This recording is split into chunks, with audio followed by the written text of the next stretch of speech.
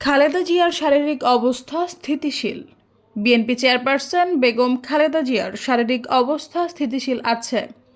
লন্ডনে বড় ছেলে তারেক রহমান সহ পরিবারের সদস্যরা কাছে থাকায় মানসিকভাবেও তিনি ভালো আছেন। ছেলের বাসায় আসার পরও বেশ কিছু পরীক্ষা করানো হয়েছে। এই তথ্য জানিয়েছেন বিএনপি চেয়ারপারসনের ব্যক্তিগত চিকিৎসক ডাক্তার মোহাম্মদ আল মামুন। এদিকে লন্ডন থেকে খালেদা জিয়ার মেডিকেল টিমের 4 জন সদস্য ঢাকায় এসে পৌঁছেছেন। তারা হলেন doctor FM Siddiqui, doctor Mohammad Shahabuddin Talukdar, doctor Nuruddin Ahmed ও ডাক্তার জাফর ইকবাল। অন্য 2 জন ব্যক্তিগত চিকিৎসক AZM জাহিদ হোসেন ও মোহাম্মদ আদম মামুন লন্ডনে আছেন। তারা খালেদা জিয়ার সঙ্গে দেশে ফিরবেন। চিকিৎসকরা জানান, যুক্তরাজ্যের লন্ডন ক্লিনিকে চিকিৎসা নিয়ে সম্প্রতি ছেলে তারেক রহমানের বাসায় ফিরেছেন খালেদা জিয়া।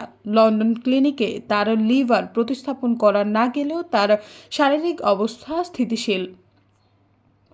এদিকে খালেদা জিয়া ফেব্রুয়ারিতে দেশে ফিরতে পারেন বলে আলোচনা আছে, তবে দিনক্ষণ এখনও চূড়ান্ত করা হয়নি। গত 7 জানুয়ারি কাতারের আমিরের পাঠানো বিশেষ এয়ার অ্যাম্বুলেন্সে করে যুক্তরাজ্যে পৌঁছার পরপরই খালেদা জিয়াকে লন্ডন ক্লিনিকে ভর্তি করা হয়।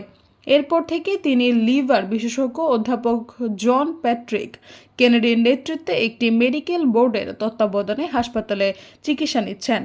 Khaleda Zia liver cirrhosis, kidney, heart, diabetics ও আর্থাইটিসের জটিলতা সহ একাধিক স্বাস্থ্য সমস্যায় ভুগছেন। সৈয়দা ফারিয়া, সমযুগ।